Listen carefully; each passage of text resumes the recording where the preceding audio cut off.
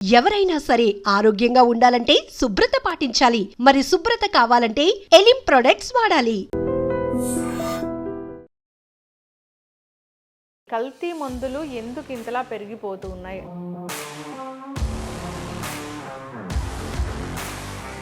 మేము అది కల్తీ మందు కాదని మాకు ఎలా తెలుస్తుందండి? కొనుక్కునేటప్పుడే మేము ఏం చూసి కొనుక్కోవాలి అసలు? కొన్ని రకాల మందులకి కల్తీ ఉన్నాయా లేదా అంటే స్పూరియస్ డూప్లికేట్ మందులు అవునా కాదా చెప్పడం కష్టం.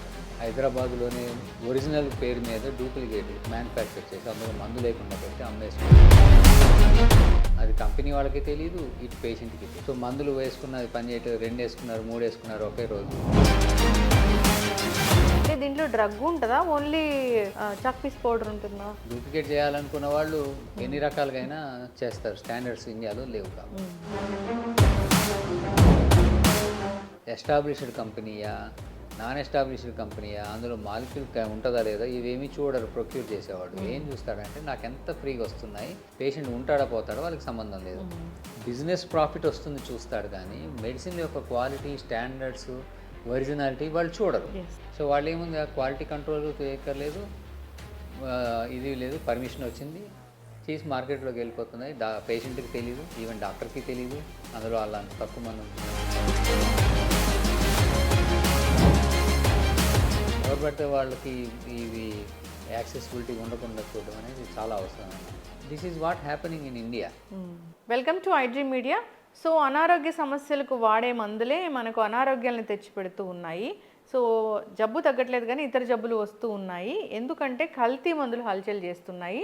సో ఏదైనా ఒక ట్యాబ్లెట్ వేసుకుంటే దాంట్లో ఆ ట్యాబ్లెట్ ఉండాల్సిన మందు బదులుగా చాక్ పౌడర్ అనేది ఉంటుంది.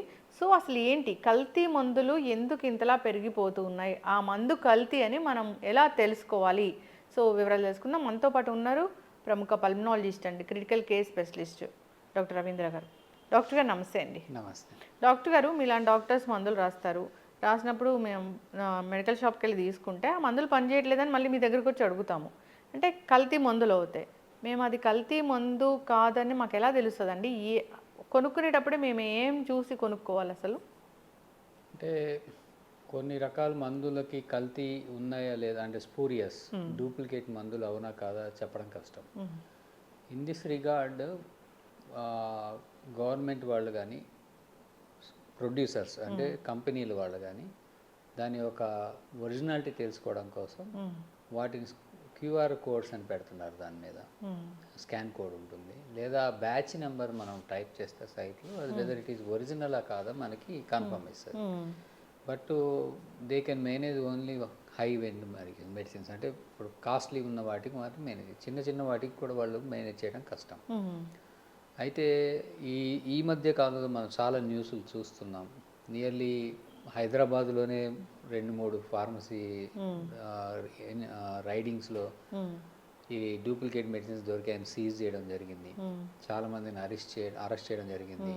ఆ రాకెట్ అంతా నియర్లీ నార్త్ ఇండియాకి రిలేటెడ్గా ఉండి మన దగ్గర ఎక్కడ డూప్లికేట్గా ఒరిజినల్ పేరు మీద డూప్లికేట్గా మ్యానుఫ్యాక్చర్ చేసి అందులో మందు లేకుండా పెట్టి అమ్మేసుకుంటున్నాడు. అంటే పైన షీటు ఒరిజినల్ ఉంటుందా? అంటే సరిగ్గా చెప్పాలంటే ఎవరైతే ఒరిజినల్గా ప్రొడ్యూస్ చేస్తారో అలాగే వీళ్ళు డూప్లికేట్ చేసి, ఇప్పుడు దొంగ నోట్లు కొట్టినట్టే అలాగే చేసి అందులో మందు పెట్టకుండా అమ్మేసుకుంటున్నారు. అది కంపెనీ వాళ్ళకి తెలియదు, ఇటు పేషెంట్కి తెలియదు. మధ్యలో అవి స్ట్రీమ్ లైన్లోకి వచ్చేసి అమ్మేస్తున్నారు. దానివల్ల ఏంటంటే కంపెనీలకి నష్టాలు, వాళ్ళకి చెడ్డ పేరు పనిచేయదు కాబట్టి.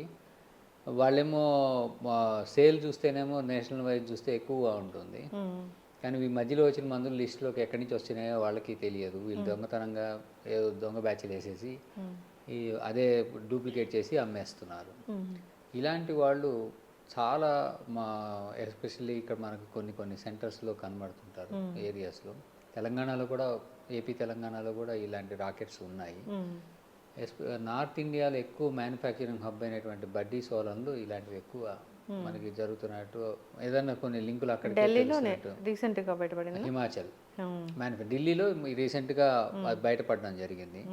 సో మందులు వేసుకున్న అది పని చేయట్లేదు, 2 వేసుకున్నారు 3 వేసుకున్నారు ఒకే రోజు, పని చేయకపోయేసరికి కంప్లైంట్ చేసి చూస్తే అది టోటల్లీ డూప్లికేట్ అవ్వటం, ఇలాంటివి ఈ మధ్య కాలంలో చూస్తున్నాం.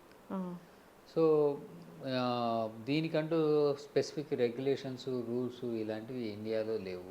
అండ్ వేరే కంట్రీతో పోలిస్తే మన కంట్రీలో నెంబర్ ఆఫ్ బ్రాండ్స్ ప్రొడ్యూస్ చేసేవాళ్ళు, ఈ మందులు అమ్మేవాళ్ళు చాలా ఎక్కువ ఉంటారు. అక్కడ తీసుకుంటే ఒక మాలిక్యూల్కి మహా అయితే 3-4, ఇక్కడైతే వేలల్లో ఉన్నారు. సో ఎవరు ఏం చేస్తున్నారు అనేది తెలియదు. అయితే వెస్టర్న్ కంట్రీస్లో వాటిల్లో డెవలప్డ్ నేషన్స్లో అయితే వాటికి ట్రాకింగ్ ఉంటుంది. కంపెనీ మ్యానుఫ్యాక్చరింగ్ స్టాండర్డ్స్ మెయింటైన్ చేస్తున్నారా లేదా వాళ్ళ మీద స్ట్రింజెంట్ విజిలెన్స్ ఉంటుంది. అలానే ఎవరు పడితే వాళ్ళు ప్రొడ్యూస్ చేసుకోవడానికి వాళ్ళకి పర్టికులర్గా వాళ్ళకి గైడ్లైన్స్ ఫాలో అవుతుంటేనే ఇస్తారు. ఇక్కడ ఏమవుతుందంటే anybody who is in the market సడన్గా వెళ్ళి ఒక బ్యాచ్ కొట్టించుకొని వచ్చి అమ్మేసుకోవచ్చు. So they are not ethical market అంటే బిజినెస్ చేయడానికి కాదు, టెంపరీగా ఒక కొట్టేసుకొని దాన్ని పీసీడీ కంపెనీస్ అంటారు. వాటిని అక్కడ లోకల్గా ఒక 10 మంది దగ్గర మాట్లాడుకొని అమ్మేసుకుంటారు. అవి పాన్ ఇండియాలో మళ్ళీ ఆ బ్రాండ్ ఉండదు, ఆ ఎథికల్గా ఎక్కువ కాలం ఉండదు. వాళ్ళు కొన్ని రోజుల నుండి మళ్ళీ మార్కెట్లో మూసేసుకొని వెళ్ళిపోతుంటారు. సో ఈ ట్రెండ్ అనేది ఇండియాలో చాలా ఎక్కువ ఉంది. వీటి వల్ల నష్టం ఏంటంటే ఒకటి క్వాలిటీ ఉండదు, ఇంప్యూరిటీస్ చాలా ఎక్కువ ఉంటున్నాయి. నిన్న మొన్న కూడా మనము న్యూస్లో చూసాము, ఆల్ ఆయుర్వేద ప్రోడక్ట్స్ వచ్చారు క్యాప్సూల్స్ ప్రొడ్యూస్ అన్నింటిలో బ్యాక్టీరియల్ కంటామినేషన్ ఉంటే మన ఎన్ఐఎన్ వాళ్ళే న్యూస్ రిలీజ్ చేశారు. అంటే అంత stringent manufacturing, good manufacturing practices with strict రూల్స్తో అసెప్టిక్ కండిషన్స్లో వాటిని చేయట్లేదు. చేయకపోవడం వలన వాటికి అందులో ఇంప్యూరిటీస్ వస్తున్నాయి, టాక్సిక్ మెటీరియల్స్ వస్తున్నాయి, డ్రగ్ పెట్టాల్సినంత పెట్టరు, అవి పని చేయవు. ఇవన్నీ quality control with assurance guaranteed medicines కింద అవి ఉండవు. ఆయుర్వేద మెడిసిన్స్ నో, అలోపతి, మేజర్గా అలోపతి. ఆయుర్వేదాది పేపర్లో వచ్చింది బ్యాక్టీరియల్ దాన్ని. ఇది అలోపతిలో ఇంకా ఎక్కువగా ఉంది ఈ ప్రాబ్లం. అయితే వాటిని చూసేవాళ్ళు ఎవరూ లేరు. అయితే కొనుక్కునే కస్టమర్కి ఆర్ పేషెంట్కి ఒక ట్యాబ్లెట్ కొనుక్కుంటున్నాడు, వేసుకుంటున్నాడు. వాళ్ళకేంటి, ట్యాబ్లెట్ చీప్గా రావాలి, పని చేయాలి, అంతేగా డాక్టర్ గారు, తగ్గాలి, తక్కువలో రావాలి. సో అక్కడ మార్కెట్లో జిమ్మిక్స్ ఎలా ఉన్నాయి ఏంటనేది, ఒకడేమో 20% ఇస్తానంటారు, ఒకడేమో 80% ఇస్తాను. అవును, డిస్కౌంట్. సో ఇది చాలా కన్ఫ్యూజన్ అయిపోతుంది. వాళ్ళందరూ పేషెంట్లు వచ్చి చాలాసార్లు తీసుకొచ్చి చూపిస్తారు, మాకు ఈ మందు వాడాము పని చేయలేదు అని. Many of the critically ill patients are సీరియస్గా ఉండే కండిషన్స్ లైక్ అది మేము సేమ్ మందుని వేరే కంపెనీది ఇది వాడండి అని చెప్తే పని చేస్తుంది. సో ఇట్లా అయిపోవటం వలన డ్రగ్ రెసిస్టెన్స్ అనేది ఎక్కువైపోతుంది ఇన్ఫెక్షన్స్ డిసీజెస్లో. అంటే మనకు బాడీలోకి ఒక బ్యాక్టీరియా వెళ్ళింది, దాన్ని చంపాలి. మనం చంపాలంటే అడిక్వేట్ సరైన డోస్ వెళ్ళాలి. ఆ డోస్ మనం రాస్తాం, కానీ వెళ్ళాల్సిన డోసులు సగం డోసు ఎంతో దాని చిన్న వాసన చూపించి వదిలేస్తే బ్యాక్టీరియాకి అది దాన్ని చనిపోకపోగా అది రెసిస్టెన్స్ డెవలప్ చేసుకుంటుంది. ఆ పేషెంట్కి లాస్ వస్తుంది. ఆ పేషెంట్ నుంచి బయటకు వచ్చిన బ్యాక్టీరియా ఇంకోళ్ళకి ప్రవేశిస్తే వాళ్ళకి ఇంకోళ్ళకి ఇన్ఫెక్షన్ కాజ్ చేస్తే వాళ్ళకు కూడా చనిపోదా ఆ ఇన్ఫెక్షన్. అంటే దీంట్లో డ్రగ్ ఉంటుందా, ఓన్లీ చాక్పీస్ పౌడర్ ఉంటుందా? Many of the times chalk piece పౌడర్లు కూడా ఉన్నాయని న్యూస్లో వస్తున్నాయి. ఎస్, ఢిల్లీ దాంట్లో. సో ఏంటంటే డూప్లికేట్ చేయాలనుకున్న వాళ్ళు ఎన్ని రకాలుగా చేస్తారు, స్టాండర్డ్స్ ఇండియాలో లేవు కాబట్టి. సో ఏంటంటే దీనివల్ల ఏంటంటే గవర్నమెంట్ ఆలోచించాల్సిందంటే ఒరిజినల్గా ప్రొడ్యూస్ చేసేవాళ్ళు ఎవరైతే ఉన్నారో వాళ్ళకి నష్టానికి ఇలాంటి వాటిని సపోర్ట్ చేయటం వలన, రూల్స్ లేకపోవటం వలన ప్రొటెక్షన్ అనేది లేకుండా పోయింది. సో వాళ్ళు మార్కెట్లో చాలా దెబ్బతిని మెయింటైన్ చేయలేకపోతున్నారు. ఈ డూప్లికేట్ చేసేవాళ్ళు ఏముంది, వాళ్ళకి ఖర్చు లేదు, మెయింటెనెన్స్ లేదు, మార్కెటింగ్ లేదు, స్టోరేజ్ లేదు, సప్లై చైన్ లేదు, ఫ్యాక్టరీ పెట్టాల్సిన అవసరం లేదు, ఎలాంటి అవసరాలు ఖర్చులు లేవు, పర్మిషన్స్ లేవు, అన్ని దొంగవే కాబట్టి. సో పర్మిషన్ తీసుకోరు. సో ఇవన్నీ లేకపోవడం వల్ల ఆ ఖర్చులన్నీ ఏమీ లేవు. తీసుకొచ్చి ఊరికే ఫ్రీగా ఇచ్చినట్టుగా 10%, 20%కి ఇచ్చేస్తాం, 30% ఇచ్చేస్తాం, 1+1, 1+2 ఇస్తాం, 1+5 కూడా ఇచ్చేవాళ్ళు ఉన్నారు మార్కెట్లో. అంటే 1 కొంటే 5 ఫ్రీ. సో ఇట్లా చేసేస్తుంటే ఇప్పుడు ఒరిజినల్గా ఒక కోట్లు పెట్టి ఫ్యాక్టరీ పెట్టి దానికి ఎంప్లాయీస్ని పెట్టి వాళ్ళకి ఆల్ బెనిఫిట్స్ ఇస్తూ దానికి ఒక స్టోరేజ్ చైన్ పెట్టి సప్లై చైన్ పెట్టి వాళ్ళకి మార్కెటింగ్ వాళ్ళకి ప్రమోషన్ చేస్తూ వాళ్ళకి ఎక్స్పెన్సెస్ ఇస్తూ ఇన్ని చేసి వాళ్ళు సంపాదించే మార్జిన్ మీద విత్ ప్రాపర్ స్ట్రింజెన్స్ గైడ్లైన్స్ వాళ్ళు ఎక్కడ పారిపోవడానికి లేదు కంపెనీ పెట్టిన ఇది చేసే వాళ్ళకి డూప్లికేట్గా వాళ్ళ పేరు మీద ఇంకోటి కొట్టి అమ్మేసుకున్న వాళ్ళకి కంపేర్ చేస్తే ఇండియాలో వాళ్ళే బాగున్నారు, కంపెనీ వాళ్ళందరూ నాశనం అయిపోతున్నారు.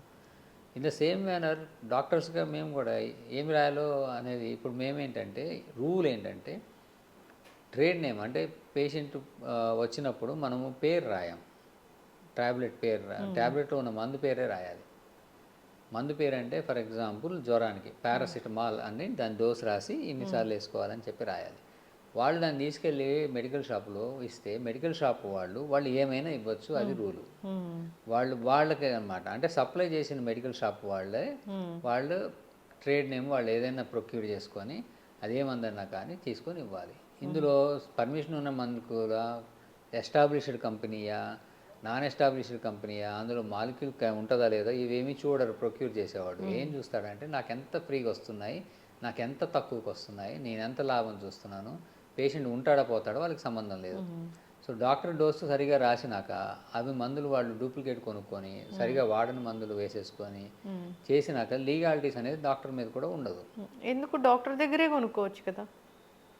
అవి డాక్టర్ దగ్గర కొనుక్కోవడానికి కూడా దానికి రూల్స్ అండ్ రెగ్యులేషన్స్ ఉన్నాయి. డాక్టర్ ఏంటంటే ఒకప్పుడు రూల్స్లో డాక్టర్ కెన్ డిస్పెన్స్ మెడిసిన్స్, కానీ ఇప్పుడు డిస్పెన్స్ చేయాలి అంటే డాక్టర్ కూడా కంపల్సరీ ఫార్మసీ లైసెన్స్ తీసుకోవాలి. తీసుకొని ఆ ప్రాపర్ అండర్ లైసెన్స్ కిందే వాళ్ళు సేల్ చేయాలి. సో అట్లా పెట్టుకొని డాక్టర్స్ చేస్తారు, చాలామంది డాక్టర్స్ కౌంటర్స్ అంటారు. అయితే కంపేరిటివ్గా ఏంటంటే వాళ్ళ దగ్గర సేల్ తక్కువ ఉంటుంది. డాక్టర్స్ ఏంటంటే ఫర్ ఎగ్జాంపుల్ వాళ్ళకి వచ్చే ఆ 10 మందో 15 మందో 100 మందో కొంటారు. అదే డైరెక్ట్గా సెంటర్లో మామూలుగా పెట్టే హోల్సేల్ అని పేరు పెడతారు, వాళ్ళ దగ్గరికి వచ్చేసరికి 100 మంది కొంటారు. సో వాళ్ళ టర్న్ ఓవర్కి వీళ్ళ టర్న్ ఓవర్కి చూస్తే మార్జిన్స్ దగ్గర చాలా గేమ్ నడుస్తూ ఉంటుంది. కాబట్టి అక్కడ వాళ్ళు తక్కువ రేట్కి ఇవ్వటం వలన వాళ్ళు అక్కడే కొంటారు. ఈ తక్కువ రేట్కి ఇవ్వడము, ప్రొక్యూర్మెంట్లో ఉండటము, తర్వాత క్వాలిటీ వాళ్ళు చూడలేకపోవటం. ఇప్పుడు ఒక ఫార్మసీ వాడు ప్రొక్యూర్ చేయడంలో వాడు ఎంత బిజినెస్ ప్రాఫిట్ వస్తుంది చూస్తాడు, కానీ మెడిసిన్ యొక్క క్వాలిటీ, స్టాండర్డ్స్, ఒరిజినాలిటీ వాళ్ళు చూడరు. కాబట్టి ఇండియన్ మార్కెట్లో వాటికి సంబంధించి నష్టం అనేది వస్తుంది. ఎందుకంటే ఈవెన్ గవర్నమెంట్ అథారిటీస్ కెనాట్ అంటే ఫుల్ ప్రూఫ్గా 100% వాళ్ళకి ఇది డూప్లికేట్ కాదు లేకపోతే స్టాండర్డ్ మెడిసిన్ అని మార్కెట్లో రిలీజ్ అయిన అన్నిటి మీద వాడు గ్యారంటీ ఎస్టాబ్లిష్ చేయలేరు, క్వాలిటీ కంట్రోల్ చేయలేరు. సో ఎక్కడో వచ్చేస్తుంటే వెళ్ళిపోతూ ఉంటాయి. దీనివలన వచ్చిన రాంగ్ మెడిసిన్స్ అనేవి మనకి సరిగా పనిచేయకపోవడం అనేది కంపల్సరీ మనం ఫేస్ చేస్తున్నాం. ఓకే, మరి డాక్టర్ గారు ఇప్పుడు ఏ తలనొప్పి టాబ్లెటో లేదంటే కడుపు నొప్పి టాబ్లెటో అంటే అప్పటికప్పుడు తెలుస్తుంది మనకి పని చేయట్లేదని. పెద్ద పెద్ద జబ్బులకు వాడే మెడిసిన్స్ పనిచేయట్లేదని ఎప్పుడో తెలుస్తుంది కదా. దాన్నే మేము ట్రీట్మెంట్ ఫెయిల్యూర్ అంటాం. ఈ ట్రీట్మెంట్ ఫెయిల్యూర్కి కారణాల కింద చాలా అనాలిసిస్ చేస్తాం. ఒకటి, అడిక్వేట్ డోస్ వేస్తున్నారా లేదా, అడిక్వేట్ డ్యూరేషన్ వేసారా లేదా, పేషెంట్ స్కిప్ చేస్తున్నాడా లేదా. వాళ్ళు ఏం చేస్తారంటే 2-3 రోజులు వేసి మానేసేస్తారు, మళ్ళీ వేసామని చెప్తారు. So adequate dosage, adequate regularity అంటే కాంప్లయన్స్ అంటారు, కాంప్లయన్స్లో వేస్తున్నారా లేదా. వీటితో పాటు డ్రగ్ క్వాలిటీ, ఇప్పుడు వాళ్ళు వాడిన మందు అనేది ఒకసారి ఉండకపోవచ్చు. కొన్ని ఇంజెక్షన్స్ తీసుకున్నప్పుడు ఒక 10 years బ్యాక్ ఒక ఇంజెక్షన్ని 28 బ్రాండ్స్ తీసుకొని అనాలిసిస్ చేశారు. 70% of the brands doesn't have required concentration of the medicine. అంటే వాళ్ళకి మినిమము ఒక ఇంజెక్షన్ తీసుకోవాలంటే మార్కెట్లో క్వాలిటీ అనాలంటే ఆ యాక్టివ్ మాలిక్యూల్ ఏదైతే సాల్ట్ ఉందో అది 90% అండ్ అబవ్ ఉండాలి. చాలా వరకు ఆ స్టడీలో 70% అని బిలో ఉన్నాయి. 70% అని బిలో అంటే పనిచేయవు, మళ్ళీ బ్లడ్లో డైల్యూట్ అవుతాయి, కాన్సన్ట్రేషన్ తగ్గుతుంది, ఒక్కోసారి పేషెంట్ డోస్ స్కిప్ చేస్తాడు. సో అవేవి పనిచేయకపోయే ఛాన్స్ ఉంది. ఇది కాక ఈ స్టాండర్డ్ ఆఫ్ మ్యానుఫ్యాక్చరింగ్ లేకపోవటం వలన అందులో ఈ tin particles, glass particles, sand particles అంటే silica particles, iron particles, steel particles, ఇట్లాగా లాట్ ఆఫ్ కంటామినెంట్స్ ఈ ఇంజక్షన్లో కొన్ని గ్రాములు డైరెక్ట్గా మనకి ఐవీలో ఇంజెక్ట్ వెళ్ళిపోతున్నాయి. సో వాళ్ళు ఏముంది, క్వాలిటీ కంట్రోల్ చేయక్కర్లేదు, ఇది లేదు, పర్మిషన్ వచ్చింది, చేసి మార్కెట్లోకి వెళ్ళిపోతున్నాయి. పేషెంట్కి తెలియదు, ఈవెన్ డాక్టర్కి తెలియదు అందులో వాళ్ళ అంత తక్కువ మంది ఉంటుందని రాస్తారు, చేసుకుంటున్నారు. ఇండియాలో ఏమవుతుందంటే అది దానివల్ల గ్రామ్ నెగిటివ్ బ్యాక్టీరియల్ రెసిస్టెన్స్ అనేది ఇండియాలో నియర్ పెరిఫరీస్లో కూడా 80% రెసిస్టెన్స్ ఉంది. రెసిస్టెన్స్ అంటే దాదాపు ఏ మందు పని చేయకుండా బ్యాక్టీరియా మీద అయిపోవడం అనేది 100లో 80% నుంచి ఇప్పుడు 90% రీచ్ అయిపోతుంది. పని చేయట్లేదు మందులు. సో ఇంక కొత్త మందులు కనుక్కునే ఛాన్సే లేదు. ఇండియాలో రీసెర్చ్ లేదు. బయట నుంచి తెచ్చుకుంటే వాళ్ళని డూప్లికేట్లతోని తక్కువ రేట్లతోటి వీటితోటి దెబ్బ కొట్టేస్తున్నారని వాళ్ళు బయటకు వెళ్ళిపోయారు. కొత్త మాలిక్యూల్స్ మనకి ఇండియాలోకి రానివ్వట్లేదు. ఒకవేళ కొత్త మాలిక్యూల్ వస్తే అది రేట్ ఎక్కువ ఉంటున్నాయి. సో ఇట్లా అయ్యేసరికి ఇండియన్ ఫేట్ అనేది కొంచెం మెడిసిన్స్లో కొంచెం ఉన్నవే వాడుకుంటూ జాగ్రత్త చేయాల్సిన అవసరం ఉంది. సో ఇన్ దిస్ రిగార్డ్ ఏంటంటే చాలా నష్టం అనేది కమ్యూనిటీలో నడుస్తుంది. అంటే self medication and over medication, తర్వాత వేసుకోవాల్సిన ఇప్పుడు మీరు అన్నారు కొన్ని ట్రీట్మెంట్ ఫెయిల్యూర్, ఇప్పుడు టీబీ లాంటి మందులు ఉన్నాయి, 5 నెలలు 6 నెలలు మినిమం వేయాలి. అది ట్రీట్మెంట్ ఫెయిల్ అయిందని తెలిసాక 4 నెలలు అయిపోతుంది ఒకసారి. ఈ 4 నెలల తర్వాత అసలు మల్టిపుల్ కారణాల వల్ల పోయి రెసిస్టెన్స్ వచ్చేస్తుంది. దెన్ ఒక డ్రగ్ రెసిస్టెన్స్ వచ్చి వాళ్ళు ట్రీట్మెంట్ లేకుండా అంటే వాళ్ళు చనిపోవడంతో పాటు ఇంకొక 20 మందికి ఇన్ఫెక్షన్ ఇచ్చి చనిపోతారు యావరేజ్గా 15 to 20. సో ఇవన్నీ జరుగుతాయి కాబట్టి ఇలాంటివన్నీ మనము మార్కెట్లో చెప్పలేము కాబట్టి ఇవన్నీ వాళ్ళకి అసందర్భంగా ఉంటాయి. దానివల్ల నష్టం అనేది చాలా నడుస్తుంది. సో గవర్నమెంట్ లెవెల్లోనే వీటన్నిటికీ స్ట్రింజెంట్ రూల్స్ పట్టుకొని రావటం, ఎవరు పడితే వాళ్ళకి ఇవి యాక్సెసిబిలిటీ ఉండకుండా చూడడం అనేది చాలా అవసరమైన requirement. Health care standards maintain చేయాలంటే. డాక్టర్ గారు కొనేటప్పుడు ఏమైనా చెక్ చేయాలా అండి? ఇప్పుడు స్కాన్లు, క్యూఆర్ కోడ్లు అవన్నీ సాధారణమైన మనుషులకి ఏం తెలుస్తాయి?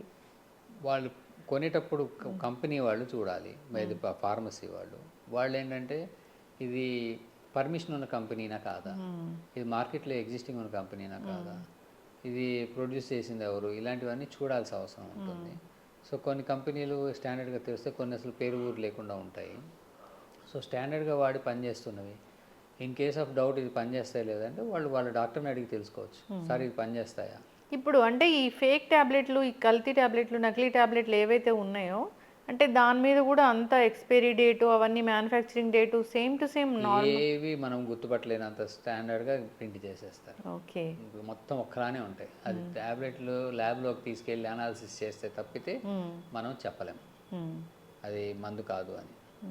సో అలాగా కౌంటర్ ఫీట్, టోటల్ డూప్లికేట్ వచ్చేస్తున్నాయి. ఇది అంటే చిన్న చిన్న గల్లీలో ఉన్న మందుల షాపులో జరుగుతుందా, పెద్ద పెద్ద వాటిలో కూడా జరుగుతుందా?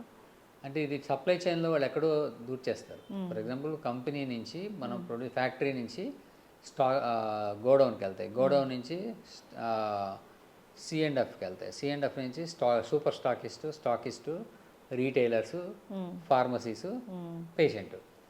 ఈ చైన్లో వాళ్ళు ఎక్కడో జొప్పించేస్తారు. ఈ డూప్లికేట్ వాడు వచ్చి ఈ రీటైలర్ దగ్గర ఎక్కడో వాళ్ళ దగ్గరికి ఇదిగో మెడిసిన్ సప్లై మా దగ్గర ఉన్నాయి తీసుకోండి అని చెప్పి ఒక ఏదో చిన్న లైసెన్స్ దొంగ చూపించి డబ్బాలు తెచ్చి వేసేస్తారు. వాడేమనుకుంటాడు, కంపెనీ వాడే కదా, వాళ్ళదే వస్తున్నాయి, అదే కంపెనీ నాకు తక్కువకి వస్తున్నాయి కదా, నాకేం పోయిందని వాడు ప్రాఫిట్ చూసుకొని తీసేసుకుంటారు. తీరా చూస్తే ఏమవుతుందంటే ఆ మందు పనిచేయదు. చక్కగా చెప్పారు డాక్టర్ గారు. ఏదేమైనా కానీ మొత్తానికైతే కల్తీ మందులు అయితే బాగానే హల్చల్ చేస్తూ ఉన్నాయి. సో పెయిన్ కిల్లర్స్ అలాంటివి, జ్వరానికి ట్యాబ్లెట్స్ అలాంటివి అంటే పని చేయట్లేదంటే వెంటనే తెలిసిపోతుంది. కానీ పెద్ద పెద్ద జబ్బులకు పని చేయట్లేదంటే ఇంకా డాక్టర్ దగ్గరికి వస్తే వాళ్ళు ట్రీట్మెంట్ ఫెయిల్యూర్ అని చెప్పి మీరు చెప్పిన విధంగా ప్రాసెస్ అనేది ఉంటుంది. చాలానే జరుగుతూ ఉంటాయి కదా డాక్టర్ గారు, అట్లా పెద్ద పెద్ద వాటిలో కూడా ఇవి జరుగుతున్నాయి, కామన్గానే ఉంది. సో కానీ దాని అసలు ట్రీట్మెంట్ ఫెయిల్యూర్ అంటే డాక్టర్ ఫెయిల్యూర్ కింద తీసుకొని కామెంట్ చేస్తారు, కానీ దానికి గల కారణాలు అనాలిసిస్ చేసే అంత పేషెన్స్ ఇండియన్ వాళ్ళకి మన ఇండియాలో తక్కువ. ఎందుకంటే వాళ్ళకి ఏంటంటే ఎంతసేపు తగ్గలేదు అనగానే ఫస్ట్ వాళ్ళు ఏం చేస్తారంటే వాళ్ళే ఎక్స్పెరిమెంట్ చేసుకొని వస్తారు. రాంగ్ ఇన్ఫర్మేషన్ ఇస్తారు. చాలా వరకు ఫైల్స్ దాచేస్తారు, పాత ఫైల్స్ అని దాచి డాక్టర్ని టెస్ట్ చేయడం ఎక్కువ ఉంటుంది. ఇక్కడ వచ్చి రాగానే 10 ఫైల్స్ ఉంటాయి కానీ పక్కన పెట్టి మనల్ని టెస్ట్ చేయడానికి they will not tell anything. ఏవో 4 సింపుల్ చెప్తారు, మనం కనుక్కోవాలి. కనుక్కోకపోతే ఈ డాక్టర్కి ఏం తెలియదు. 2 టెస్టులు రాయదు డాక్టరు. సో టెస్టులు రాస్తే బ్యాడ్ డాక్టరు. లేదా రాసేవారు అనుకోండి, రాయలేకుండా మందులు ఇచ్చారనుకో, ఏమైనా వికెట్ ప్రాబ్లం వచ్చి సీరియస్ అయింది, నువ్వు టెస్టులు రాసి ముందే కనుక్కొని ఉంటే మాకు ఆ పరిస్థితి అయ్యేది కాదు కదా, అడ్మిట్ అయ్యేవాళ్ళం కాదు కానీ అన్ని పేషెంట్స్ అయి నుంచే అట్లా ఉన్నాయి. సో అవన్నీ పక్కన పెడితే అసలు రూల్ ఏంటి, ఇప్పుడు ఒక పేషెంట్ వస్తే అసలు రూల్ ఏంటి అది తెలుసుకుని దాన్ని ఫాలో అయితే సరిపోతుంది. సో రూల్ ఏంటనంటే, for example patient complaint doctor దాకా వచ్చాడు అని అంటే డెఫినెట్లీ సంథింగ్ అబ్నార్మల్ ఉంటేనే వస్తారు, లేకపోతే రారు. సో వచ్చినప్పుడు వాళ్ళు ఎందుకు వచ్చారు, ఫస్ట్ హిస్టరీ ఎల్సిటింగ్ అంటాము. సో 1కి 4 సార్లు అడుగుతాం. అడిగినప్పుడు దానికి సంబంధించి ఇప్పుడు డాక్టర్కి తెలుస్తాయి ఎంతమంది వస్తున్నారు, అలాంటి జబ్బులు కమ్యూనిటీలో ఎక్కువ ఉన్నాయా లేదా, ఏమైనా ట్రెండింగ్గా ఎక్కువ అవుతున్నాయా, ఎపిడమిక్స్ లాంటివి వస్తున్నాయి, అదే ట్రెండ్ ఎక్కువ వస్తున్నాయి చూసి దాన్ని బట్టి కన్ఫర్మేషన్కి ఒకే లక్షణాలలో చాలా జబ్బులు ఉంటాయి. సో కన్ఫర్మ్ చేయాల్సి వస్తుంది. వాళ్ళు ఏంటంటే చాలామంది లక్షణాలు చెప్పగానే జబ్బు కనుక్కోవాలంటే ఇట్స్ ఇంపాసిబుల్. అంతేగా డాక్టర్ గారు, ఇప్పుడు ఫీవర్ వచ్చింది, అది కరోనా. ఫీవర్ 1000 రకాల కారణాలతో వస్తుంది. సో ఫీవర్ అనగానే మనం ఫీవర్కి తగ్గడానికి మామూలుగా అయితే పారాసిటమాల్ ఇస్తాం, కానీ జబ్బు అది కాదు, జబ్బు కారణాలు వేరే ఉంటాయి.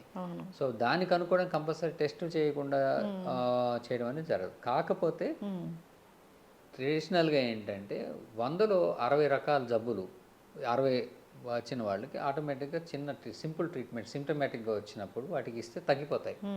సో దాన్ని బేస్ చేసుకొని ఫస్ట్ ఏంటంటే చాలామంది మనకి బేసిక్గా ఫస్ట్ మందులు ఇస్తారు. దాని తర్వాత అవసరాన్ని బట్టి కొంతమంది బాగా టాక్సిక్ ఉంటారు, బీపీ పడిపోతుంటుంది, పల్స్ రేట్ ఎక్కువ ఉంటుంది, లేదా ఆయాసం ఉంటుంది, సమ్ అదర్ సైన్స్ ఉంటాయి. అలాంటి వాళ్ళకి కంపల్సరీ ఇంటికి పంపిస్తే డిట్యూరేట్ అయ్యే ఛాన్స్ ఉంటుంది. ఏదో మందులు రాసి పంపించేస్తే రాసిచ్చారు వాడి చూద్దామని అనుకుని నెగ్లెక్ట్ చేసి డౌన్ అయిపోయే వాళ్ళు చాలామంది ఉంటారు. వాళ్ళకి తెలియదు మళ్ళీ రావాలని. ఇవన్నీ ఇన్స్ట్రక్షన్స్ ఇచ్చినా కొన్నిసార్లు పట్టించుకోరు, కొన్నిసార్లు ఇవ్వడం కూడా కుదరకపోవచ్చు, వారు డాక్టర్ స్కిప్ చేసేసుకోవచ్చు. అవన్నీ అన్నీ జరిగితే నష్టం ప్రాణానికే. కాబట్టి కొన్నిసార్లు టెస్టులు చేయాల్సి వస్తుంది. దాన్ని చూసి అవసరమైన టెస్టులు చేస్తే చాలామంది ఏం చేస్తారంటే టెస్టులు రాయించుకొని వెళ్ళిపోతారు, మందులు వాడేసుకొని నెల తర్వాత ఆ టెస్టులు చేసుకొని వస్తారు. సో వాటి వ్యాలిడిటీ ఉండదు. ఇప్పుడు మనకు జబ్బు, మనకు బాడీకి ఈరోజు ఫీవర్ వచ్చిందంటే మనలో బయోకెమికల్ చేంజెస్, ఈ బ్లడ్ టెస్ట్ చేంజెస్ అనేవి అప్పుడు స్టార్ట్ అవుతాయి. వన్స్ అప్పుడు కనుక్కోవడానికి ఉంటే అప్పుడు చేస్తే మనకి అప్పుడు కనుక్కున్నాక తగు చర్యలు తీసుకోవచ్చు, మా ట్రీట్మెంట్ని మానిటర్ చేసుకోవచ్చు సీరియస్ ఉంటే. కానీ వాళ్ళు మందులు వాడేసి అంత బాగైనాక నెల రోజుల తర్వాత చేసుకొస్తారు. నెల రోజుల తర్వాత అసలు అవసరమే ఉండదు. సో ఇది ఏంటంటే అవసరాన్ని అనేది వాళ్ళు దేనికి చేస్తున్నారు, ఎందుకు అనేది రిక్వైర్మెంట్గా కొంత పేషెంట్ కూడా నాలెడ్జ్ ఉండడం, జనరల్ అవేర్నెస్ అనేది చాలా అవసరం. సో వాళ్ళు ఏంటంటే ఒకసారి చేయలేనప్పుడు మందులు వాడాలా లేదా అంటే దానికి కూడా మేము ఇన్స్ట్రక్షన్స్ ఇస్తాం. Just use for 48 hours, 72 hours, then come back. ఎందుకంటే ఒకసారి వాళ్ళకి నిజంగానే వాళ్ళ ఆర్థిక పరిస్థితికి, వాళ్ళకి అదర్ పరిస్థితికి డిపెండెన్స్ ఉంటారు, వాళ్ళకి చేయలేని పరిస్థితి ఉంటుంది. సరే మా బీపీ అన్నీ బాగున్నాయి, స్టేబుల్ ఉన్నారు కాబట్టి అలా చేయమని చెప్తాం. అవన్నీ అందరికీ అప్లికబుల్ అంటే ఒకసారి కాదు, వాళ్ళు వచ్చే కండిషన్ బట్టి ఉంటుంది. కొంతమంది కోమార్బిడ్ కండిషన్స్ చాలా ఉంటాయి, బీపీ ఉంటుంది, షుగర్ ఉంటుంది, ఒబేస్ ఉంటుంది, చాలాసార్లు అడ్మిట్ అయి ఉంటారు. వాళ్ళు వచ్చిన వాళ్ళని కూడా ఇలానే ట్రీట్ చేయాలంటే వెరీ డేంజరస్, అలా చేయడానికి ఛాన్సే లేదు. సో వాళ్ళని సీరియస్ తీసుకోవాలి.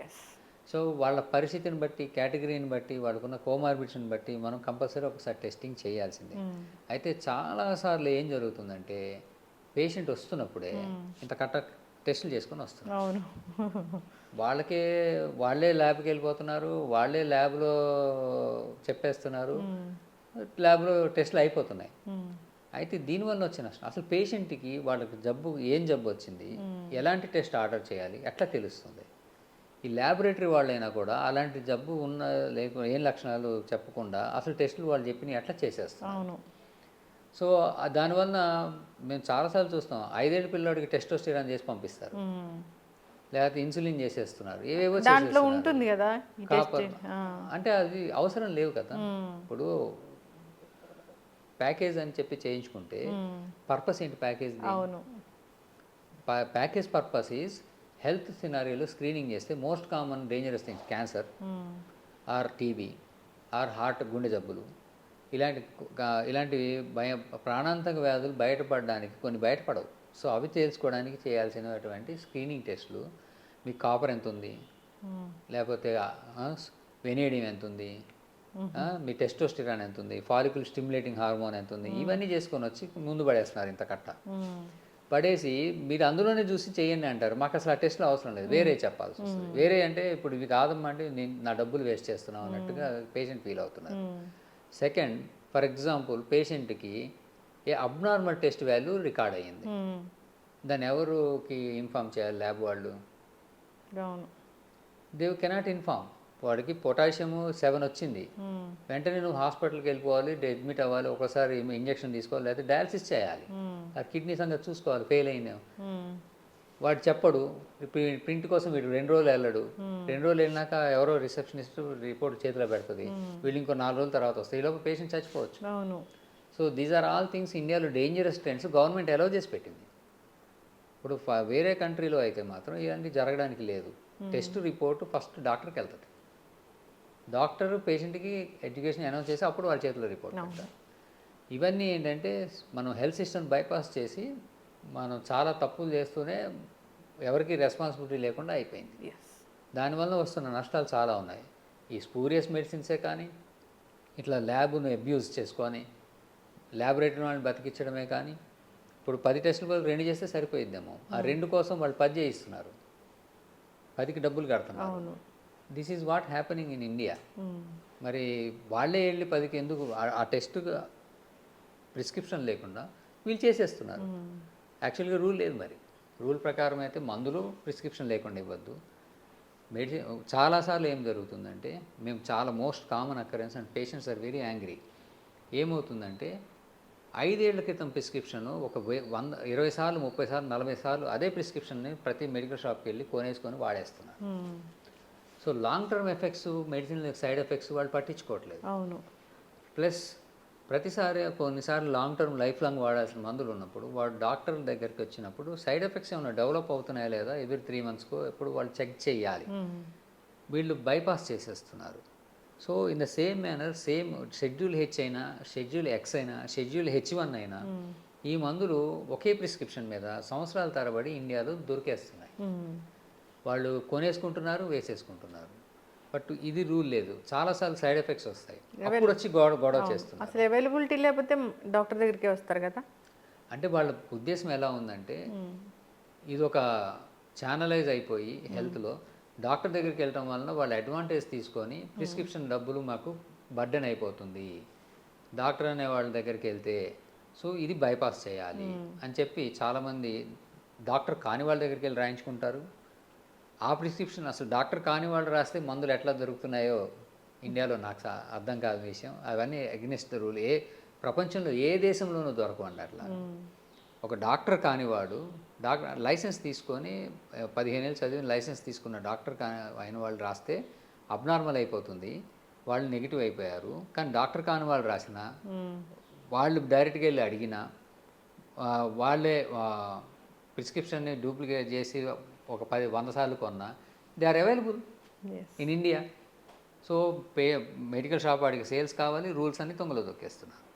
సో ఇవన్నీ తొక్కేసి వాళ్ళు ఇష్టం వచ్చిన చేసుకుంటున్నప్పుడు మన ఇండియాలో హెల్త్ కేర్ సిస్టమ్ స్ట్రాంగ్గా ఉండి అందరూ బాగుండాలంటే, కొంతమందికి ఎక్కడ మా డ్రగ్ అబ్యూస్ వల్ల కిడ్నీలు పోతున్నాయి, లివర్ ప్రాబ్లమ్ వస్తుంది, బోన్ మ్యారో ప్రాబ్లమ్స్ వస్తున్నాయి. ఈ మందులు వాడిపోయి కొన్ని ఎక్స్పెరిమెంట్లో ఆల్టర్నేటివ్ మెడిసిన్ మందులు కూడా వేసేసుకుంటారు. సో అవి దానివల్ల పోయి వచ్చినప్పుడు ఈ మందుల వల్ల పోయి అవి దాచేస్తారు. దాని మీద ఒక రూలు ప్రిస్క్రిప్షన్ ఎక్కడ ఉండదు. అవి వాడొచ్చి ఈ మందుల వల్ల మాకు వచ్చిందని గొడవ చేసేవాళ్ళు చాలామంది ఉంటారు. ఇప్పుడు చాలామంది కూడా నన్ను అడుగుతూ ఉంటారు, జనరల్గా ఇంటర్వ్యూలు చేస్తా కాబట్టి, ఈ డయాబెటీస్ అనేది మందులు వాడకుండా కూడా తగ్గిపోద్ది అంట కదా అని.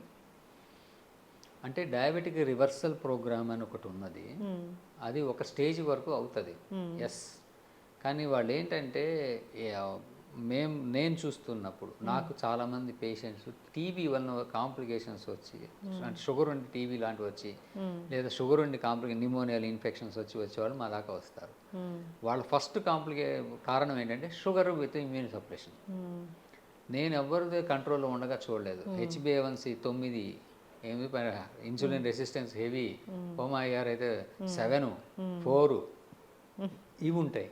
మీకు అది ఫస్ట్ అది చూడాలి అని అంటే నీకు అదంతా ఎందుకు, మాకు మందులు రాసి మేము ఒక డాక్టర్ దగ్గరికి వెళ్తున్నాం.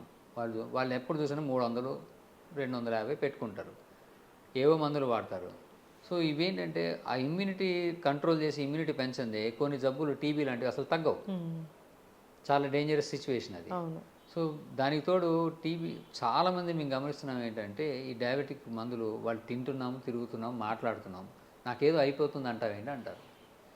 వాళ్ళకి ఇప్పుడు అవ్వదు, 10 ఏళ్ళ తర్వాత వస్తాయి.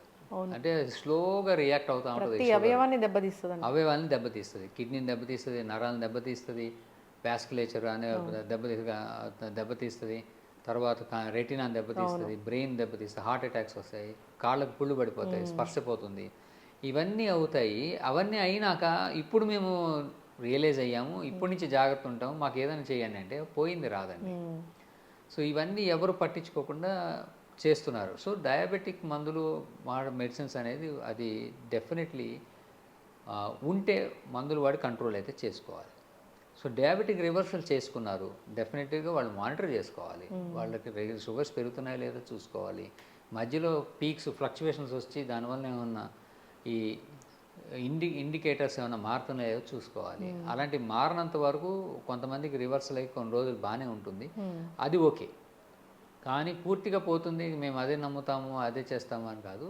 ఎస్, పోగొట్టుకోవచ్చు, బరువు తగ్గితే కొంతమందికి చాలా మందికి రివర్స్ అయిపోతుంది. ఒబేసిటీ ఇండ్యూస్డ్ డయాబెటీస్ వస్తే వాళ్ళు బరువు తగ్గితే చాలా నార్మల్ అయిపోతుంది. సో అలా కొన్ని కండిషన్స్లోనే అవుతుంది. కొన్ని ఇప్పుడు ఇన్సులిన్ డిపెండెంట్ దాకా వచ్చింది, అది రివర్సల్ అవ్వదు, డోస్ తగ్గొచ్చు మ్యాక్సిమం మెయింటైన్ చేస్తే, కానీ కొన్ని ఆ షుగర్ రివర్సల్ అవ్వదు, కంట్రోల్లోకి బాగా వస్తుంది.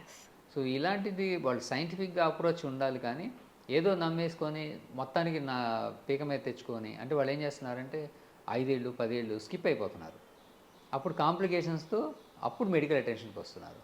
సో దీనివల్ల నష్టం ఏంటంటే మందులు వాడి మళ్ళీ కంట్రోల్ చేస్తారు, కానీ వాళ్ళు లైఫ్ ఎక్స్పెక్టెన్సీని పోగొట్టుకుంటున్నారు. అంటే వాళ్ళు ఈ ఆర్గాన్ డ్యామేజ్ అవ్వలేదు అనుకోండి, 90 ఏళ్ళు బతికేవాళ్ళు 60కే ముగుస్తుంది, లేదా 70కే ముగుస్తుంది, అంటే 20 ఏళ్ళు పోయినట్టే కదా వెనకాల. అది చూసుకోవట్లేదు.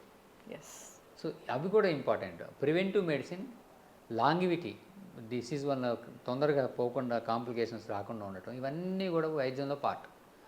అంటే ఒక జబ్బు రాకుండా ఏం చేయాలి, మళ్ళీ రాకుండా ఏం చేయాలి, వచ్చి నీకు పోకపోతే దాన్ని ఎట్లా మేనేజ్ చేయాలి, దాన్ని మేనేజ్ చేసి కాంప్లికేషన్స్ రాకుండా ఎట్లా చూసుకోవాలి, వీటన్నిటికి చూసుకోవడానికే అవి ఒక పేషెంట్ తనంతా తను చూసుకోలేడు, దానికే విజిట్స్ రావాలంటే.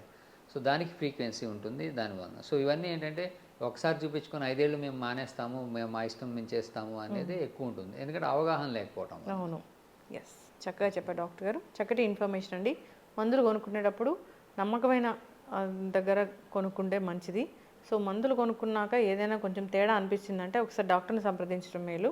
డాక్టర్ ప్రిస్క్రైబ్ చేయకుండా అసలు ఒక మందు కూడా మనం వేసుకోకూడదు, అసలు అలాంటి రూలే లేదు.